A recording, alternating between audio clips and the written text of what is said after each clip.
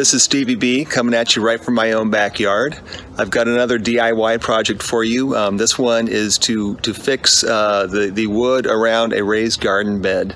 So it was time to plant a garden this year, and our garden bed has this old wood frame around it that started to get dry rot and looked really bad. So I wanted to make some, quick improvements to it that didn't cost too much and didn't take long to do. So let's take a closer look. So I've already started working on this project.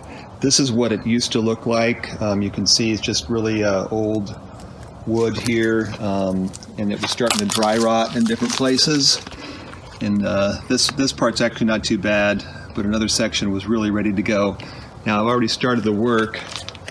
You can see here, took off the top seat board there, and then I'm replacing it with some nice, beautiful redwood. So my normal tendency would have been to turn this into a huge project, tore all the wood off, replaced it with something even fancier, but we wanted to get this garden up and running. So this is the quick route I took, and I think it's going to turn out really nice. Let me show you more. So you can see the wood doesn't match now. I'm leaving the wood on the side because that was in pretty good shape overall. And the dry rot and stuff was up and under here. You can see the old style without any overlap. But what I did is, unlike the old board, I left this lip hanging over here 2 inches, and that's gonna hide any imperfections that are right under there. So the new board is wider. It's technically a 2 by 8 by 12. Which really comes out to about 7 1/4 by 1.5 inches.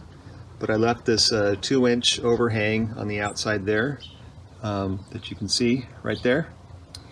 And also the wood was not the right length to match up with the old supporting posts here. So what I did was I took some of the old wood that I took off the top and just made some new supports there for it. And it took about 2 minutes to dig out the dirt, and then I just kind of pounded those supports in, made sure they were nice and level, and then I'm going to attach this new seat board to it. Old wood that came off the top, and you can see I just am using this to cut the supports.